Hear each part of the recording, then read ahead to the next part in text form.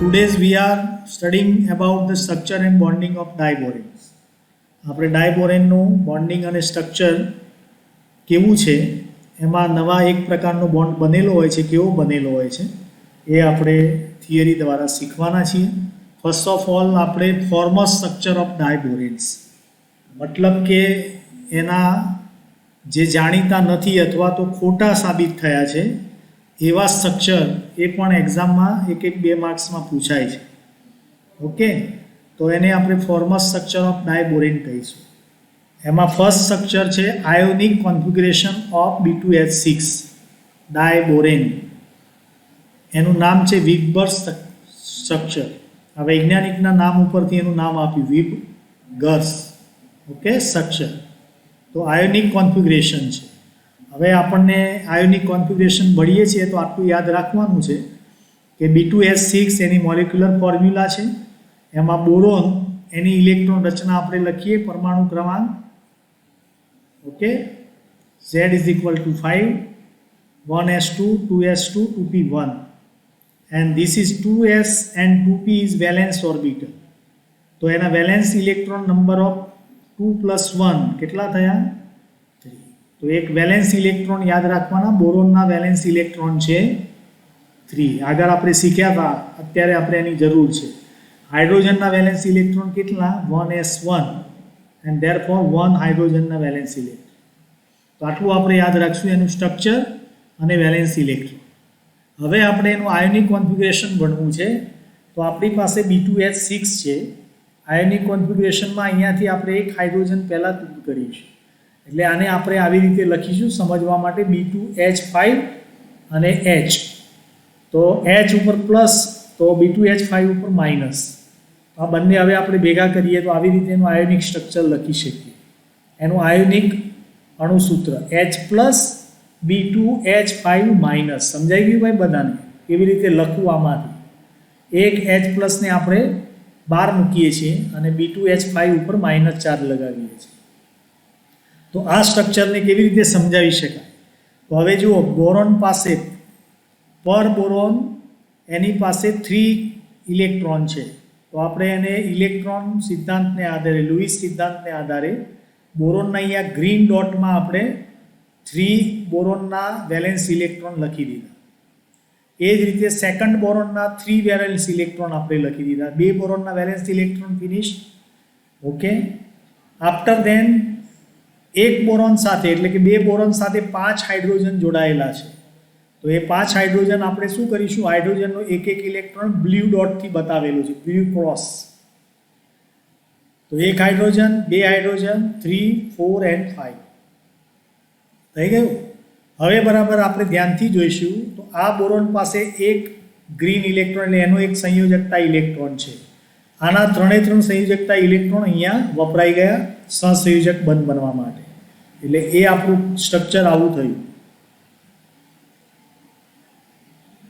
આ બોરોન સાથે 3 હાઇડ્રોજન, એક બોરોન સાથે 2 હાઇડ્રોજન, અને આ બોરોન પાસે એક ઇલેક્ટ્રોન હજુ છે, સંયોજક વેલેન્સ ઇલેક્ટ્રોન, જે અહીંયા ગ્રીન ડોટથી બતાવેલો છે. પરંતુ બોરોન બોરોન બનવા માટે 1 મિનિટ પ્લીઝ.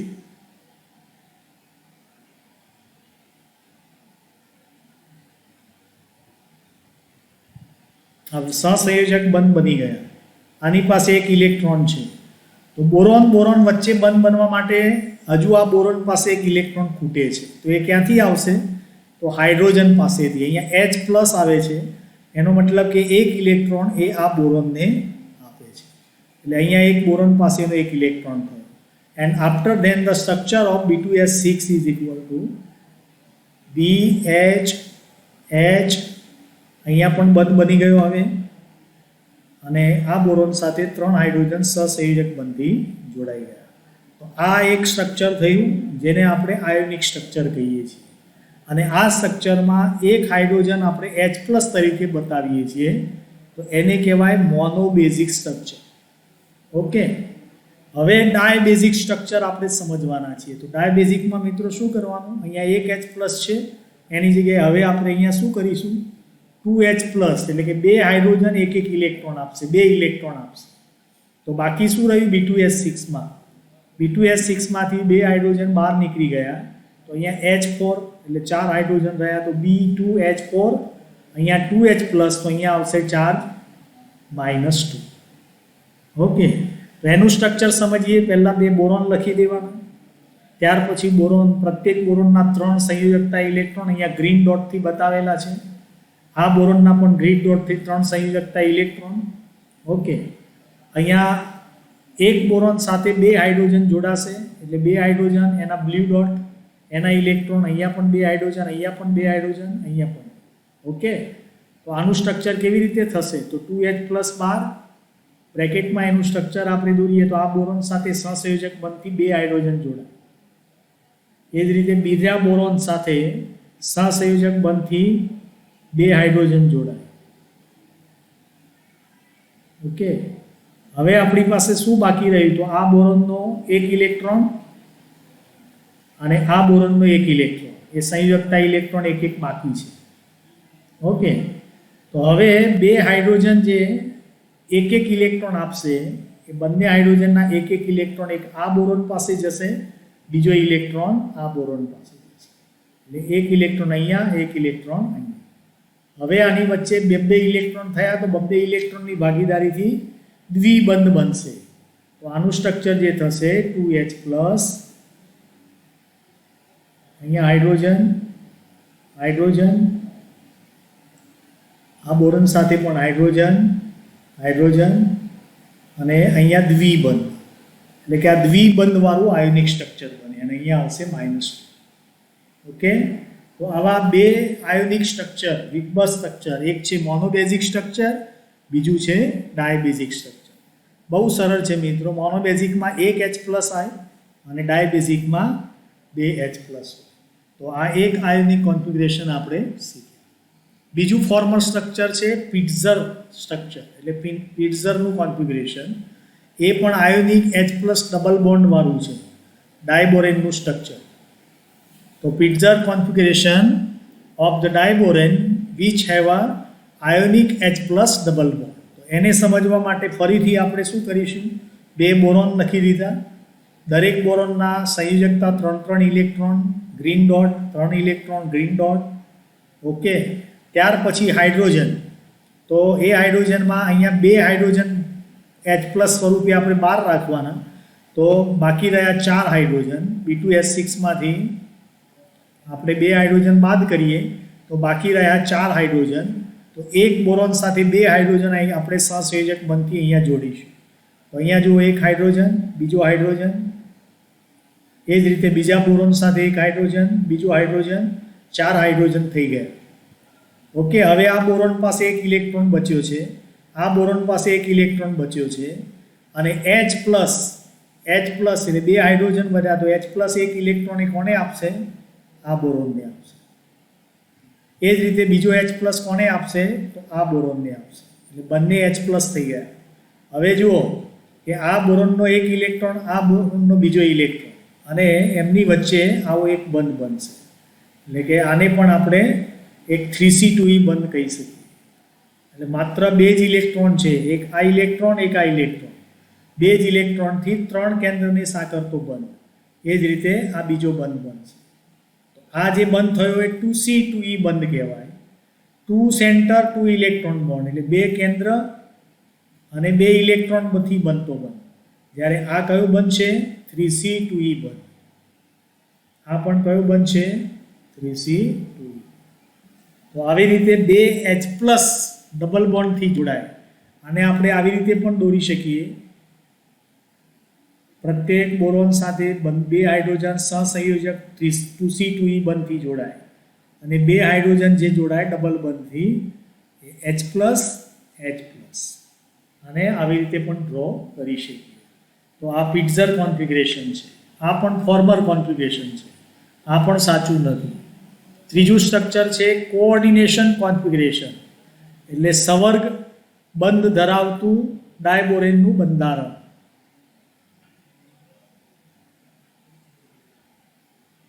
ધરાવતું B2H6નું બંધારણ.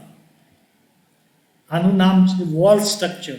એટલે 3 સ્ટ્રક્ચરો સાથે વૈજ્ઞાનિકના નામ જોડાયેલા છે, એટલે વૈજ્ઞાનિકના નામ સાથે પણ એક્ઝામમાં પૂછાય. તો આ વોલ સ્ટ્રક્ચર દોરો એમ પણ પૂછાય. Draw this wall structure of ડાયબોરેન. Okay, તો એને આપણે સમજીએ. તો બોરોનની અહીંયા ઇલેક્ટ્રોન રચના લખી છે 1s2, 2s1, 2p2, 2p1. Okay, અહીંયા ફરીથી લખું છું. બોરોન પરમાણુ ક્રમાંક 5, 1s2, 2s2, 2p1.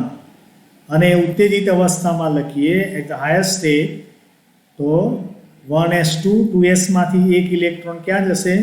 2px1 અને 2py. ઓકે, સ્ટાર, તો બી સ્ટાર ઇલેક્ટ્રોન રચના.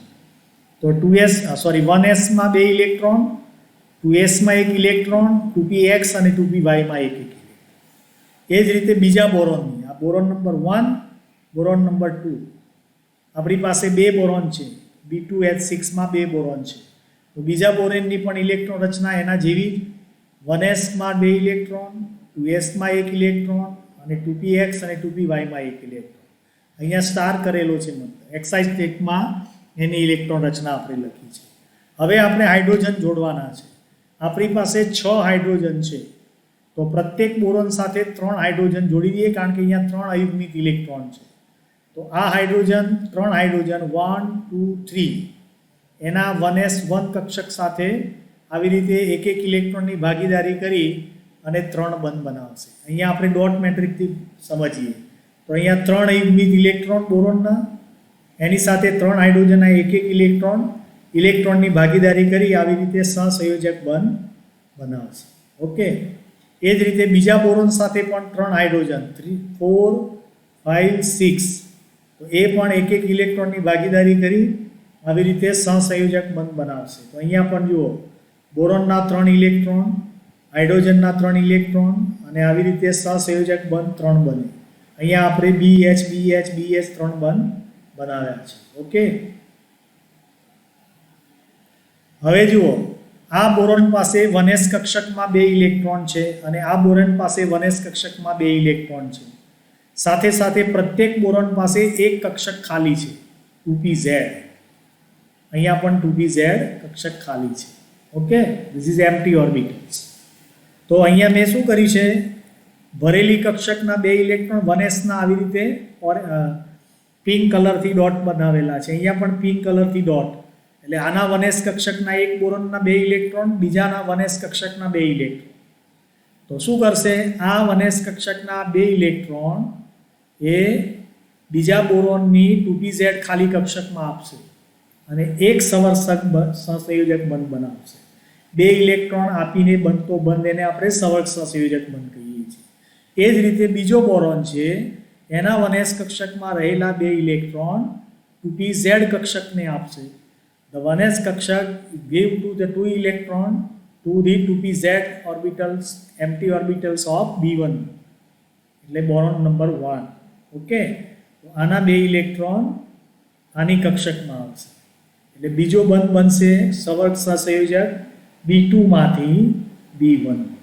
એક B1માંથી B2માં ઇલેક્ટ્રોન જાય, બીજું B2માંથી B1માં ઇલેક્ટ્રોન જાય, અને એવી રીતે 2 સહસંયોજક બંધ બની આપણને આવા પ્રકારનું સ્ટ્રક્ચર આપે છે. ઓકે, તો આને આપણે કોઓર્ડિનેશન કોન્ફિગ્યુરેશન કહીશું. કેમ? કારણ કે એમની વચ્ચે કોઓર્ડિનેશન બંધ બનેલો હોય છે. તો મિત્રો, આ હતા 3 ફોર્મલ સ્ટ્રક્ચર જે સાચા નથી. ઓકે, પણ સાચું બંધારણ B2H6નું કેવું છે એ હવે આપણે ભણીશું. તો B2H6નું સાચું બંધારણ કેવું છે? તો 2 બોરોન, પ્રત્યેક બોરોન સાથે 2 હાઇડ્રોજન સહસંયોજક બંધથી જોડાયેલા હોય. હવે યાદ રાખજો મિત્રો, આ સહસંયોજક જે બંધ છે એને આપણે બીજા 2C2E બંધથી ઓળખીશું. આનું નામ છે 2 સેન્ટર 2 ઇલેક્ટ્રોન બોન્ડ.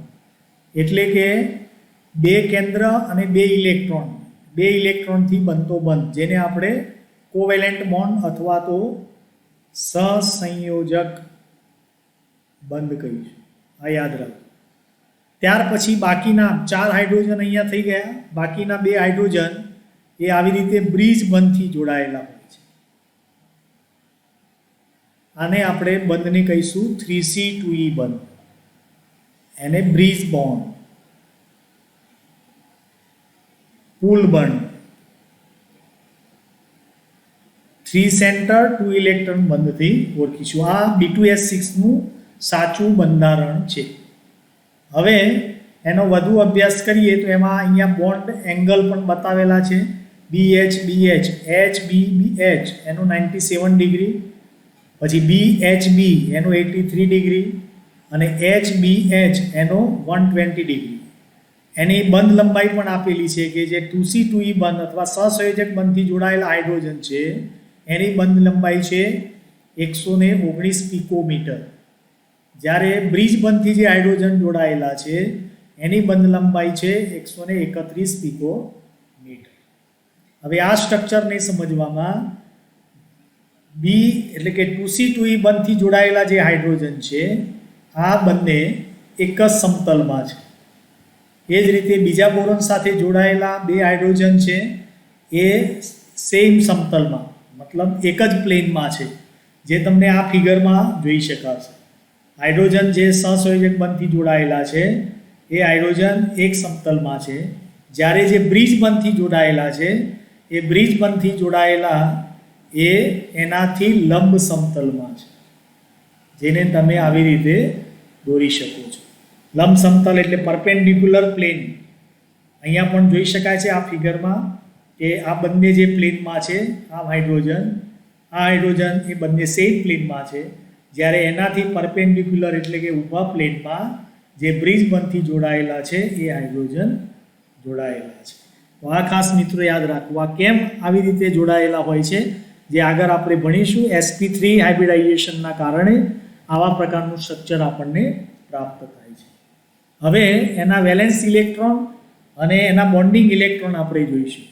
તો મિત્રો B2S6ના ટોટલ વેલેન્સ ઇલેક્ટ્રોન આગળ આપણે ગણેલા હતા. B2S6 બે બોરોન છે, એક બોરોનના 3 ઇલેક્ટ્રોન વેલેન્સ, તો ટોટલ થયા 6. હાઇડ્રોજન 6 છે, એક હાઇડ્રોજનના 1 ઇલેક્ટ્રોન એટલે 6 હાઇડ્રોજનના થશે 6. ટોટલ ઇલેક્ટ્રોન કેટલા થયા મિત્રો? વેલેન્સ ઇલેક્ટ્રોન 12 છે. હવે આ ટોટલ વેલેન્સ ઇલેક્ટ્રોન છે એનું બોન્ડિંગ કેવી રીતે થાય છે એ આપણે જોઈશું. તો આપણી પાસે બે પ્રકારના બંધ છે B2S6માં, 1 and 2. One is covalent bond, સહસંયોજક બંધ. Second is bridge bond. The covalent bond is introduced by the 2C2E, 2 center 2 electron bond, and bridge bond is called the 3C2E, 3 center 2 electron bond. Okay friends, the number of bonds. તો B2S6માં total covalent બંધ અથવા 2C2E બંધ કેટલા છે મિત્રો? 4 hydrogen. અહીંયા 1 એક બંધ, સેકન્ડ, થર્ડ એન્ડ ફોર્થ, એટલે 4 સહસંયોજક બંધ બનેલા છે. અને બ્રિજ બોન્ડ મિત્રો કેટલા બનેલા છે? તો અહીંયા આપણે જોઈશું 1 bridge bond and second bridge bond. તો આપણી પાસે 2 બ્રિજ બોન્ડ છે. હવે બોન્ડિંગ ઇલેક્ટ્રોન ગણવા છે. તો કોવેલેન્ટ બોન્ડ બનવા માટે ટોટલ એક બંધ બનવા માટે કેટલા ઇલેક્ટ્રોનની જરૂર પડે? 2 ઇલેક્ટ્રોન. તો ટોટલ નંબર ઓફ બોન્ડ કેટલા છે? 4. તો 4 × 2, તો total bonding electron is 8. Bridge બંધ બનવા માટે 1 બોન્ડ બનવા માટે 2 ઇલેક્ટ્રોનની જરૂર પડે. The number of bridge bond is 2. તો 2 × 2 and therefore 4. The total bonding electron is 12 and total valence electron is 12. તો બોન્ડિંગ ઇલેક્ટ્રોન જેટલા હોય એટલા જ વેલેન્સ ઇલેક્ટ્રોન એની પાસે હોવા જોઈએ. તો આ આપણે આવી રીતે બોન્ડિંગ ઇલેક્ટ્રોન અને વેલેન્સ ઇલેક્ટ્રોન સમજાવી શકીએ છીએ. તો this is the structure of ડાયબોરેન B2S6, the actual structure of B2S6. તો આ B2S6નું એકચ્યુઅલ સ્ટ્રક્ચર યાદ રાખો. હવે આપણે બોન્ડિંગ ઇન ડાયબોરેન B2S6માં આપણે એમાં કેવી રીતે બંધ બનેલા હોય છે અને બંધ કેવા બને, કેવી રીતે બને એ આપણે સ્ટડી કરવાના છે. તો એના માટે બે થિયરીનો આપણે યુઝ કરવાના. પહેલી થિયરી છે sp3 સંકરણને આધારે B2S6નું બંધારણ. The structure and the bonding of the B2S6 according to the sp3 hybridization. sp3 સંકરણના આધારે B2H6નું બંધારણ અથવા તો બંધન સમજાવો. તો હવે આપણે સ્ટડી કરીએ છીએ. તો sp3 સંકરણ સમજવા માટે બોરોનની ઇલેક્ટ્રોન રચના આપણે લખી, એની ઉત્તેજિત અવસ્થામાં ઇલેક્ટ્રોન રચના આગળ પણ લખી, 1s2 2s1 2px1 2py1. Okay, તો 1s2 માં 2 ઇલેક્ટ્રોન, બાહ્યતમ કક્ષામાં s માં 1 અને 2p માં 2 ઇલેક્ટ્રોન. હવે એમાં આપણે sp3 સંકરણ કરવાનું છે.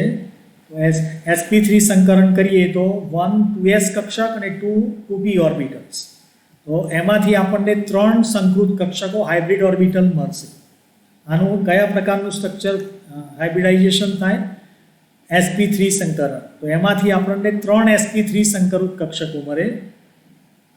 સોરી 4 sp3 સંકરણ એટલે 3 p કક્ષકો અને 1 s કક્ષક એટલે sp3 સંકરણ થાય. તો આપણને 4 સંકૃત કક્ષકો પ્રાપ્ત થશે, જે આવી રીતે કહ્યું, જેમાં 3 અર્ધ ભરાયેલી અને 1 સંપૂર્ણ ખાલી કક્ષક છે. તો આ એક બોરોનની આવી રીતે sp3 4 સંકૃત કક્ષકો. એ જ રીતે બીજા બોરોનની sp3 4 સંકૃત કક્ષકો અહીંયા ડ્રો કરવાની, જેમાં પણ 3 અર્ધ ભરાયેલી હાફ ફિલ્ડ છે, 1 ખાલી છે. આ યાદ રાખજો. હવે મિત્રો યાદ રાખજો, sp3 સંકરણ થાય એટલે sp3 સંકરણ થાય એટલે એનો ટેટ્રાહેડ્રલ સ્ટ્રક્ચરમાં આપણને ગોઠવાય.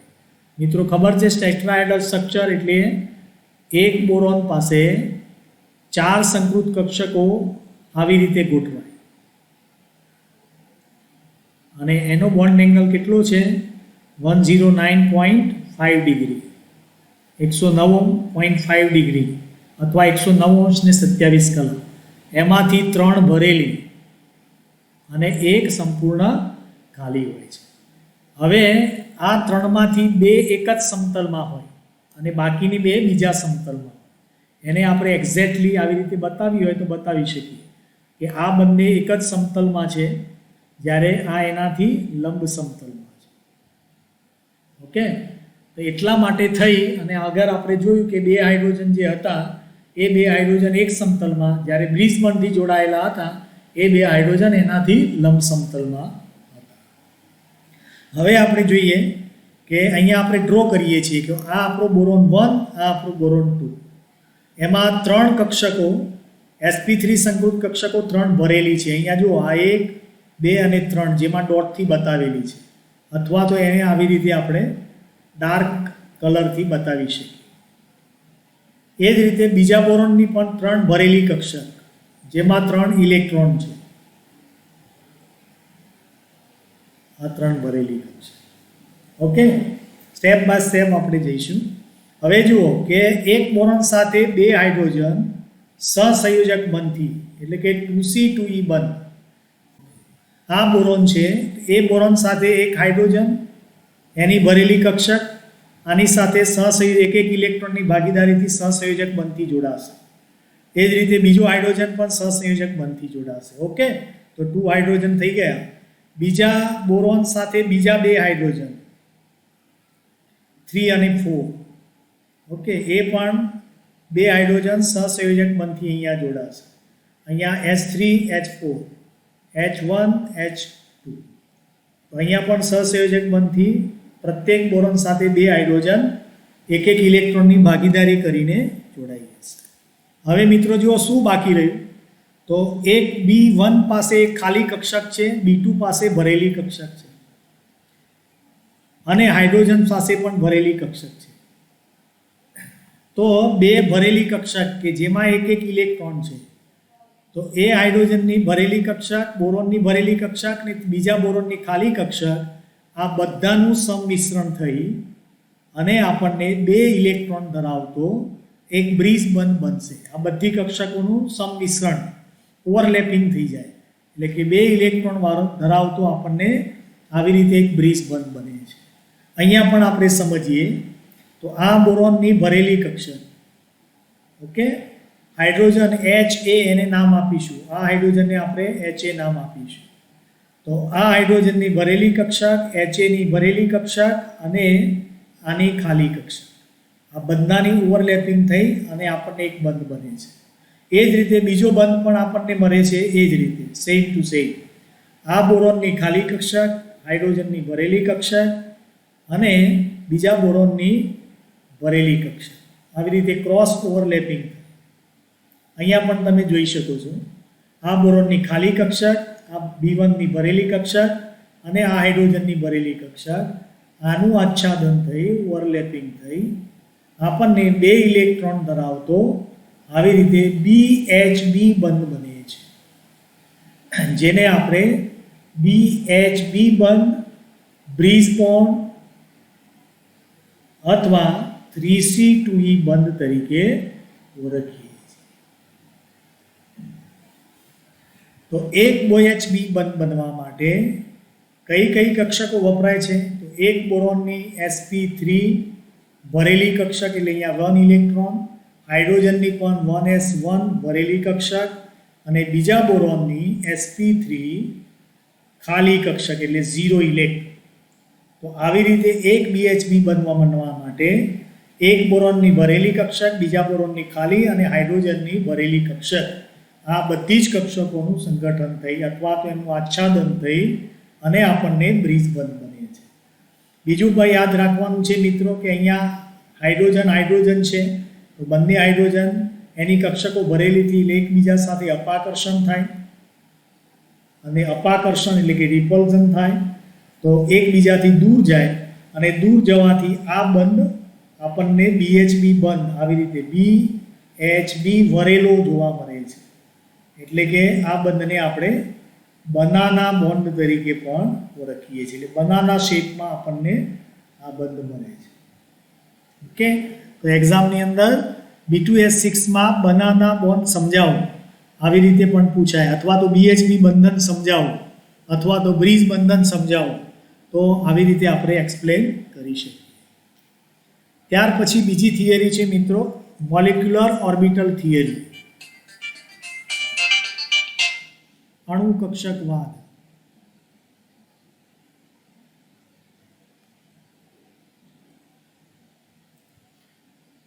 તો અણુ કક્ષકવાદને આધારે પણ આપણે આવી રીતે સમજાવી શકીએ B2S6નું બંધારણ.